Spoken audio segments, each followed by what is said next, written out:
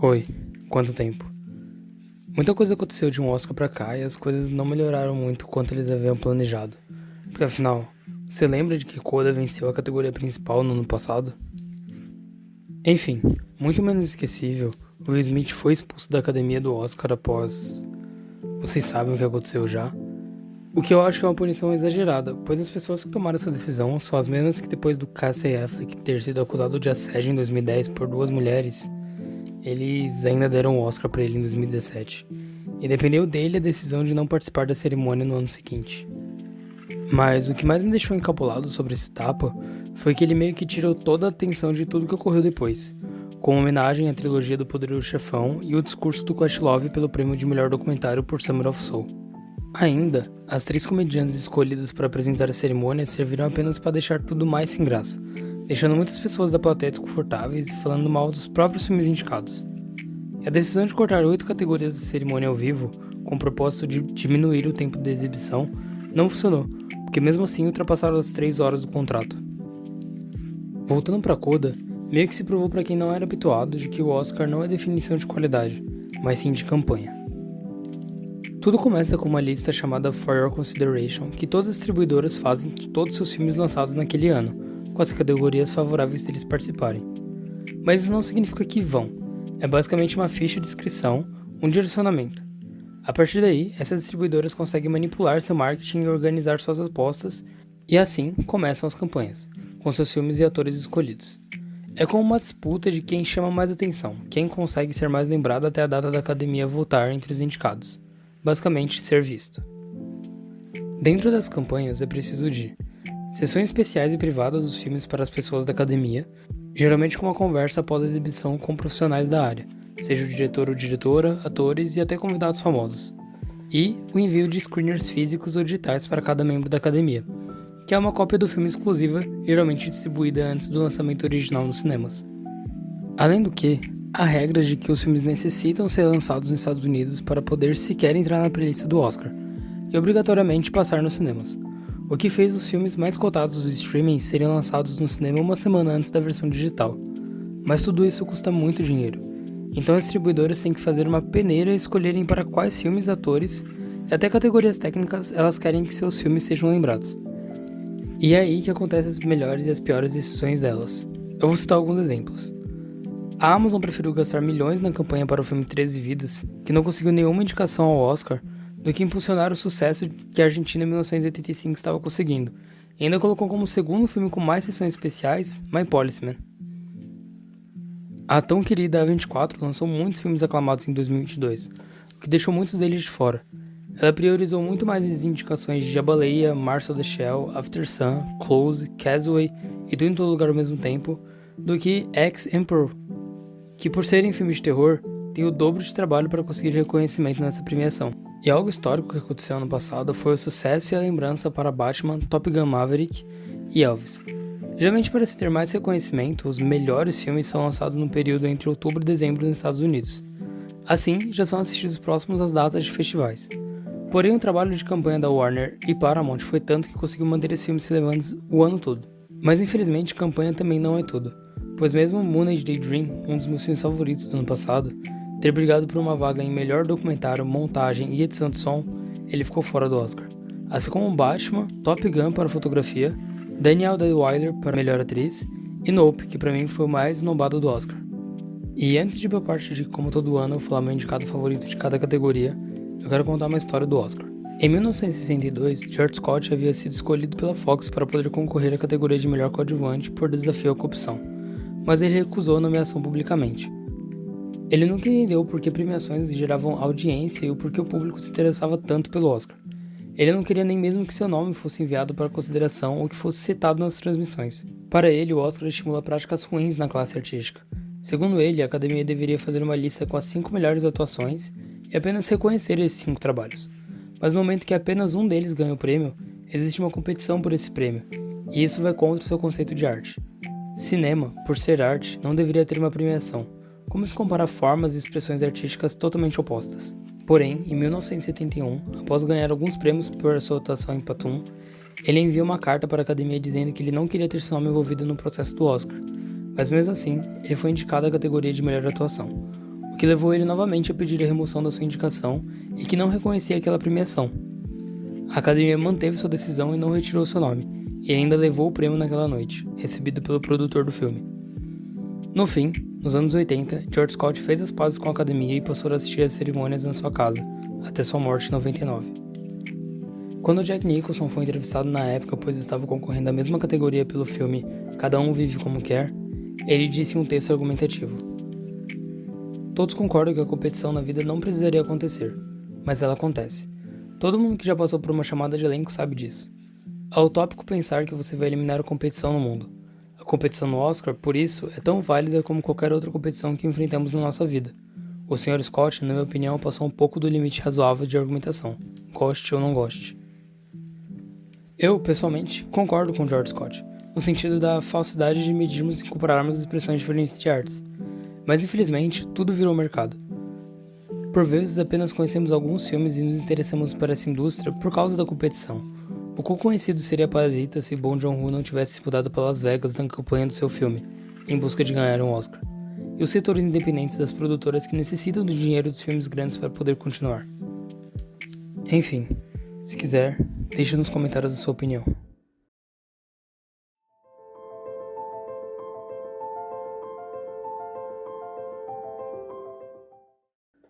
Babilônia retrata Hollywood dos anos 20, principalmente os efeitos da passagem do cinema mudo para o falado, passando pelo início dos musicais.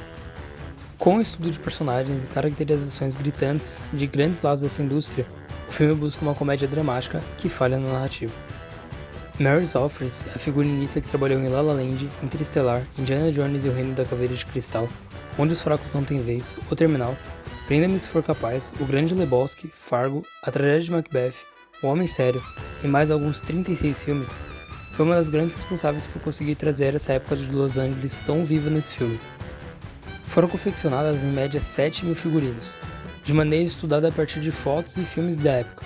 Ela disse que buscou referências fora da caixa, não apenas os flapper dresses comuns da época.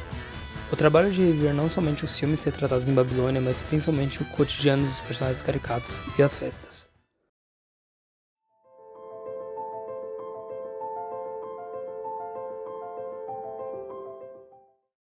Algo que eu recomendo para todos que procuram se aprofundar em algum filme é assistir aos bastidores deles e a comentários sobre a produção. Você aprende sobre coisas que os filmes não te mostram e principalmente reconhece trabalhos como esse. Nada de Novo no Front é um dos maiores filmes anti-guerra sobre a Primeira Guerra Mundial. Algo atípico nessa categoria esse ano é olhar para a maquiagem e cabelo que esconde um ator por trás deles, que o deixa irreconhecível. De forma bruta e literal, esse filme mostra o desastre pessoal que uma guerra faz com a pessoa. A desumanização, o esforço, o sofrimento, o cansaço. A real transformação de garotos sonhadores que viam um futuro em lutar na guerra para o olhar vazio final do filme. Ike Baker e sua equipe tinham que cuidar de um elenco com mais de 200 pessoas.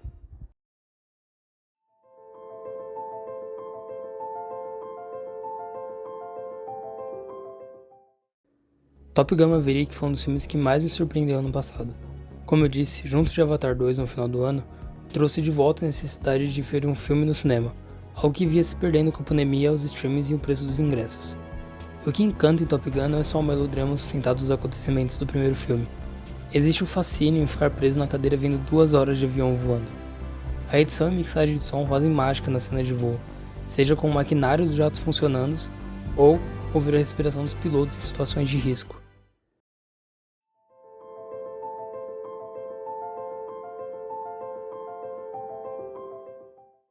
Eu sempre tenho dificuldade de como escolher a melhor canção original, se é por qualidade, letra ou a combinação com o filme. Mas independente de tudo isso, Nato Nato ainda é a melhor. Infelizmente, essa é a única oportunidade desse vídeo para falar desse filme. Mas antes de falar dele, eu queria trazer algumas coisas sobre o cinema indiano. Muitas vezes RRR foi trazido como um filme de Bollywood, que erroneamente é tratado como o cinema da Índia. A indústria do cinema indiano é separada por regiões, então quando se fala de Bollywood, você fala de uma capacidade maior de investimento em Mumbai, em língua hindi. RRR é fruto do cinema de Tollywood, na Bengala Ocidental, em língua telugu. RRR é uma fantasia misturada com ficção histórica. Retrata o drama de 2 revolucionários, Komaram Bhim e Alluri Sitarama Raju, de forma fantasiosa, colocando esses 2 revolucionários como personagens. RRR é um grande filme de ação, com cenas muito bem coreografadas. Se você aceitar o possível estranhamento de alguns aspectos do filme, você tem um dos melhores filmes de 2022. Aqui, os atos musicais não são utilizados como marcação de um acontecimento, como engrandecimento daquilo. Aqui, se utiliza dos números musicais para avanço da narrativa.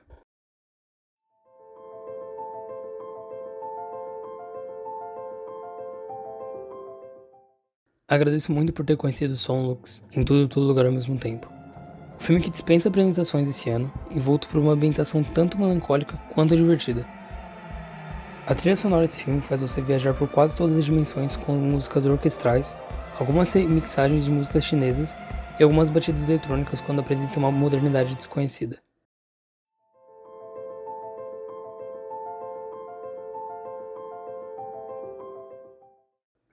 Não tem muito o que dizer aqui. Vocês viram o mesmo filme que eu.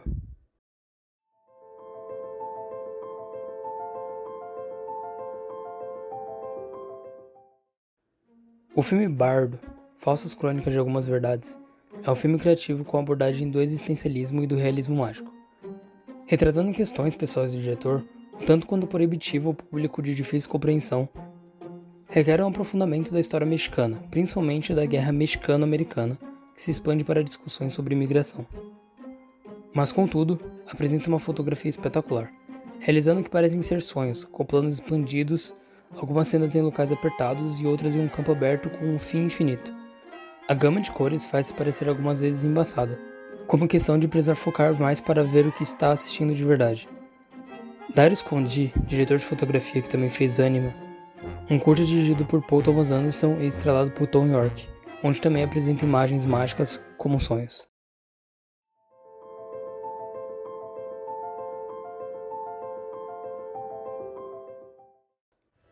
Eu poderia utilizar alguns dos argumentos que disse na categoria de figurino, sobre o fascínio de criar a antiga Hollywood, as festas com mais de 500 pessoas, e criar cenas de alguns filmes sem CGI, como nesse trecho que utilizaram 1000 homens.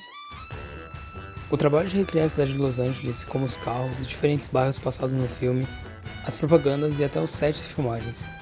Em todas as cenas, a tela está preenchida de formatos e cores.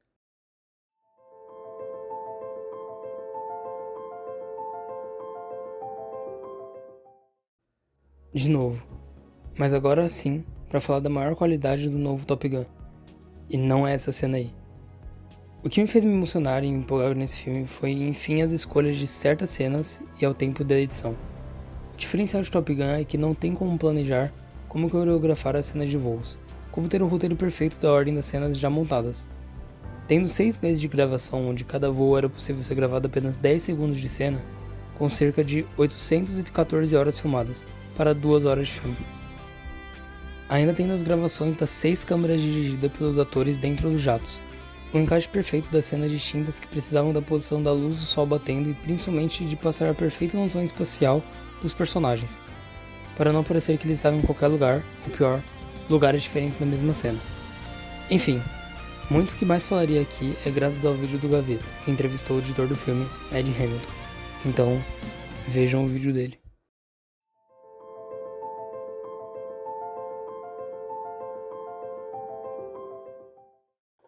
Pinóquio, por Guilherme Del Toro, é o significado de paixão por uma história.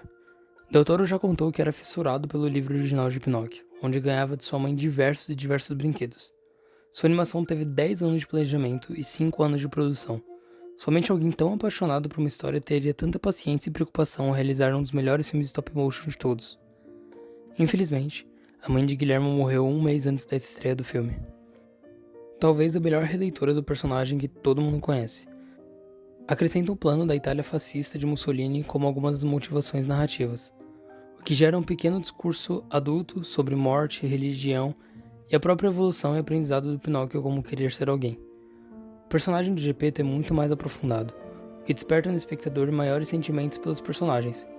A substituição da fada madrinha por uma representação da morte gera um texto filosófico sobre dar valor à vida e aprender a amar. Del Toro trabalhou em 60 sets de filmagens trabalhando ao mesmo tempo. Cada set produzia 2 segundos por dia, e ainda, sua trilha sonora assinada por Alexandre Desplat apenas utilizou instrumentos de madeira em seu trabalho.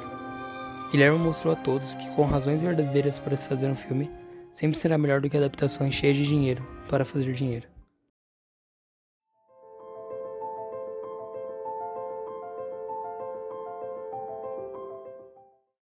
Assim como no ano passado, meu curta de animação favorito é um filme de rotoscopia. Acho que o que mais me encanta nessa técnica é a forma de utilizar a animação como ferramenta narrativa e não somente um embelezamento, até porque a rotoscopia não agrada muito ao público ainda.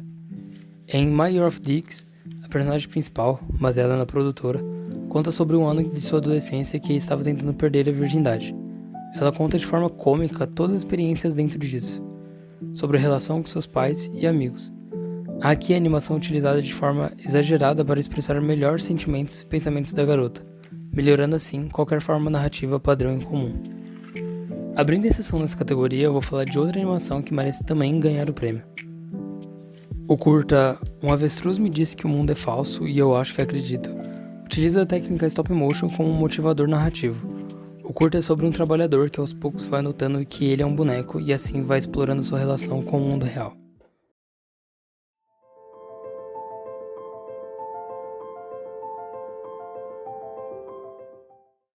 O curto italiano retrata o Natal de um colégio católico para garotas.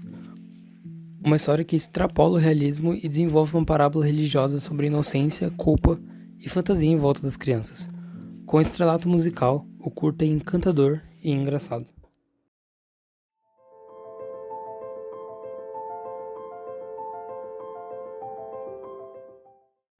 The Elephant Whispers, ou Como Cuidar de um Bebê Elefante, conta sobre um casal de idosos no sul da Índia que começam a cuidar de bebês elefantes que acabam sendo abandonados por conta dos desmatamentos e da queima daquelas florestas. O curta te faz pensar sobre aspectos culturais e costumes religiosos, desde a felicidade em encontrar novas ambições, o aprendizado das novas gerações e principalmente a relação entre o ser humano e o animal.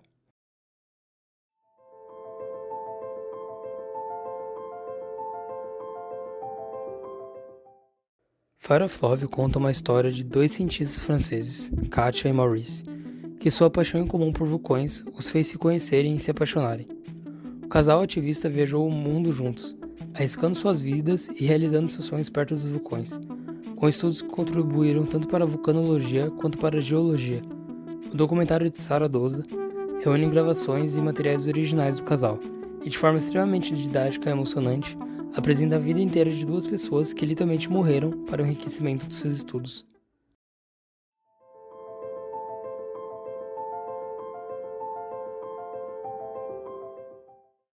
O primeiro Nada de Novo no Front é baseado em um livro, mas como eu não li o livro, eu vou basear minha opinião no roteiro do filme de 1930 para o de 2022, porque eu quero. Eu gosto igualmente dos dois filmes e eu acho que eles mostram pontos diferentes dentro de uma mesma história, mas é inegável quanto a nova adaptação enriquece sua mensagem. O filme é muito mais focado na guerra em si, do que no início da propaganda a favor da guerra contextualizada da época, porque afinal essa parte já foi muito bem mostrada no primeiro filme. Focado agora em um personagem que dá à atuação do menino um destaque grandioso e com razão, cria um vínculo parecido com o de Flória, em Vai e Veja, o melhor filme anti-guerra da história. A utilização dos novos itens de guerra é excepcional, assim como a maior preocupação de datas, localização e a política do armistício.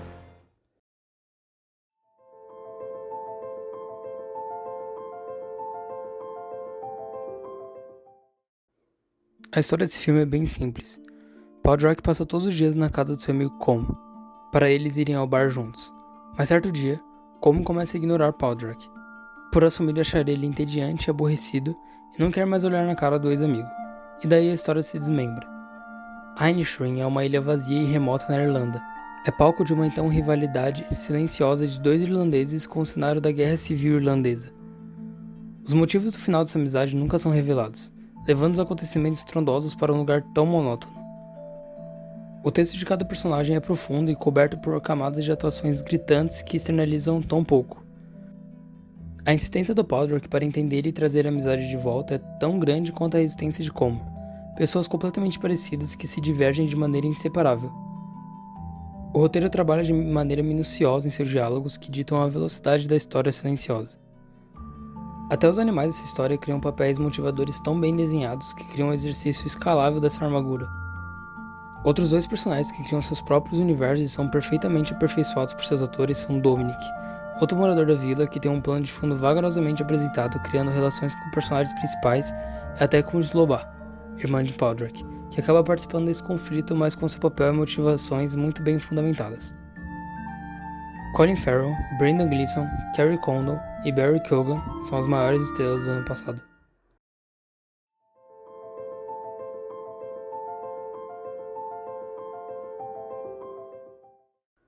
Pelo segundo ano seguido, o talvez maior diretor de cinema de todos os tempos consegue sua 9ª indicação ao Oscar de melhor direção.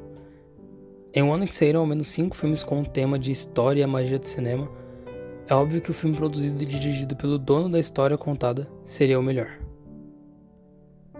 Os Fabelmans é sobre um garoto que, após assistir o filme O Maior Espetáculo da Terra, pede a seus pais uma câmera, e a partir daí começa a desfrutar e desvendar o seu mais puro talento. Inspirado no passado de Steven Spielberg, o filme mostra uma paixão pelo cinema a partir da intimidade com ele mesmo.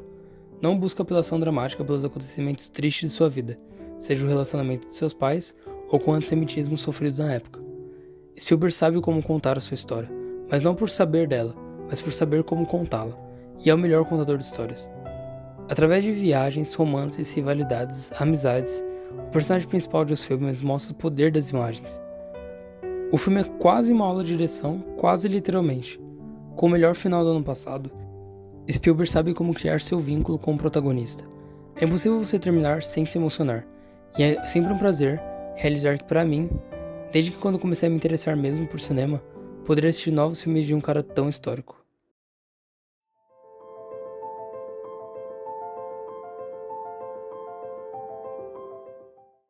A personagem de Kerry Condon tem um papel importantíssimo na história abrupta do filme. Ela carrega em si a racionalidade, seja como mediadora do conflito de seu irmão, ou seja na tomada de decisões individuais de dramas pessoais. A conclusão de sua personagem é distinta do que se passa em Inisherin, como um afastamento e uma exaustão daquela ilha. Demonstra a partir de um trabalho de olhares, bocas e gestos simples o cansaço de criar um espaço no meio de um conflito dispensável.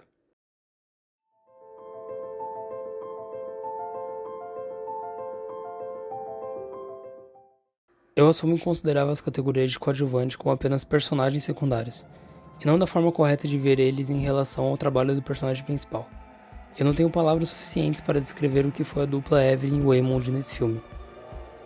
Ke Huy Quan consegue criar duas personas incríveis em seu papel, e se esbaldar de talento dentro delas, seja como um marido inocente e tímido, pequeno demais para intervir nos problemas de mãe e filha, ou com as suas versões de outros multiversos, que permite participar de cenas de ação estrondosas e criar uma das melhores cenas do filme todo.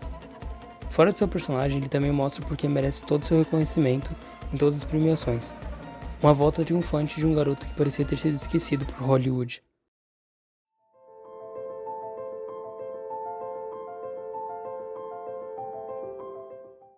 Assim como a Evelyn era a única capacitada para salvar seu universo, vejo que Michelle Yeoh era a única capaz de ser a Evelyn. Levou 88 anos para uma atriz asiática ser nomeada ao Oscar, a segunda desde Marilyn Oberon em 1935. Com 40 anos de carreira no cinema, tudo em todo lugar ao mesmo tempo recompensa todas as habilidades de Michelle, sua gravidade e serenidade, sua caracterização única e específica. Michelle consegue transbordar carisma o filme todo, seja no drama inocente inicial do seu personagem, seja nas cenas de ação que demonstram suas habilidades em artes marciais já mostradas em filmes anteriores, e também na comédia, em cenas conjuntas com Joy e Waymond. Michelle Yeoh é a cara do filme, e merece todo o reconhecimento que por ele receber.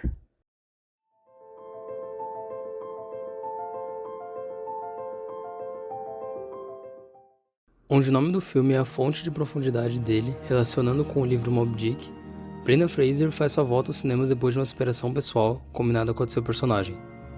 A Baleia, baseada numa peça de teatro, cria para ele o cenário perfeito para seu trabalho, pois o único lugar que se passa o filme é a casa do Charlie. Com a temática sobre obesidade e sofrimento, mesmo polêmico, cria uma sensibilidade profunda com seu personagem.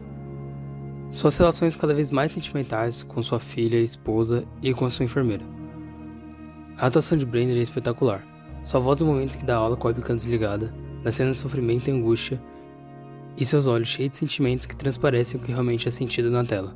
Seu trabalho é maior do que o filme, e talvez a razão do conhecimento dele.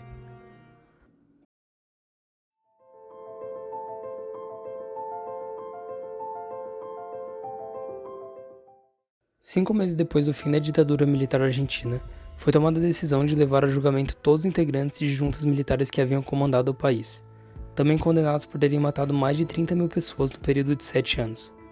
Ricardo Darín, o maior ator da história argentina, interpreta Júlio Estraceira, que é procurador-chefe do Ministério Público argentino e tem como trabalho investigar e encontrar provas para esse processo. Um filme de investigação que também é uma reconstrução histórica, com que não só se prende a um drama de corte, mas também consegue explorar vários relacionamentos de outros personagens e histórias paralelas. Os diálogos e monólogos não são só causados por um efeito, mas constroem algo totalmente oposto do forçado e do melodrama.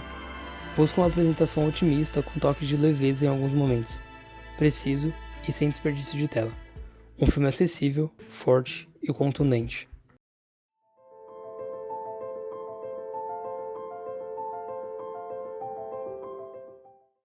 Eu acho que esse é o comentário que mais representa esse filme. Eu tive a experiência de assisti-lo no cinema assim que saiu no Brasil, e desde lá eu tentei fazer o máximo de amigos assistirem também. Mesmo com opiniões mais divididas no público atualmente, como o Alexandre Nero amando o filme e o Kleber Mendonça achando insuportável, tudo em todo lugar ao mesmo tempo, ou como o amigo facilitou o nome, tudo junto e misturado, foi meu filme favorito de 2022. Nada supera a coragem, vontade, imaginação e disposição. Tudo em todo lugar ao mesmo tempo é sobre uma família chinesa, dona de uma lavanderia nos Estados Unidos, lutando para lidar com seus impostos, e ainda mais lutando para lidar com eles mesmos. Um filme totalmente ciente de si, sabe onde colocar seus limites que são quase inexistentes. A partir do momento em que a ficção científica do filme é apresentada, tudo pode acontecer, onde o conceito de multiversos não é a base da trama, mas sim a relação familiar.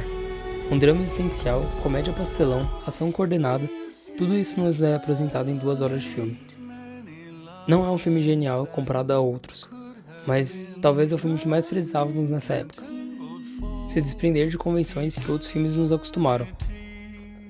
A viagem entre dimensões que também mudam o gênero do filme é surpreendente, seja com um romance homenageando Carway, até com um diálogo entre 2 pedras que nunca imaginei que me fariam rir e chorar ao mesmo tempo.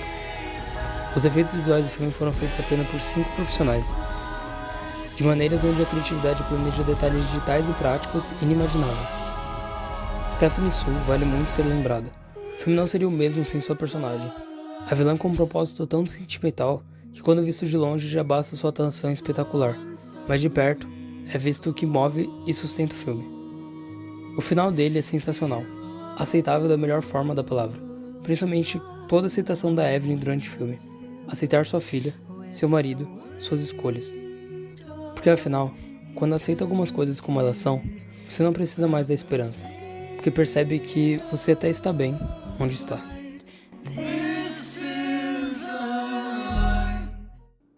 Meu nome é Matheus e muito obrigado por ter assistido esse vídeo. No momento que estou gravando, acabou de sair uma notícia de que além da estatueta de ouro, os vencedores também receberão uma estátua de madeira de indígenas do povo Yanomami no formato da divindade Omama. Em nome do projeto O Custo do Ouro, com a intenção de dar visibilidade à causa e pedir o fim do garimpo ilegal de ouro.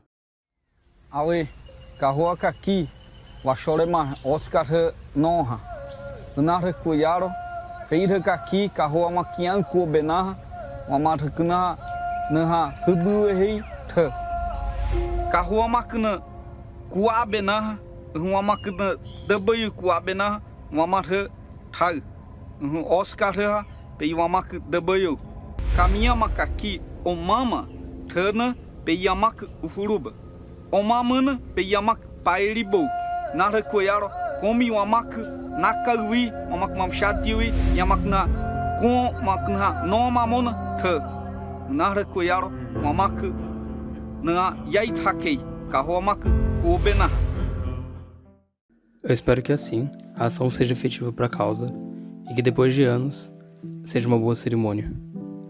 É isso. Muito obrigado e falou.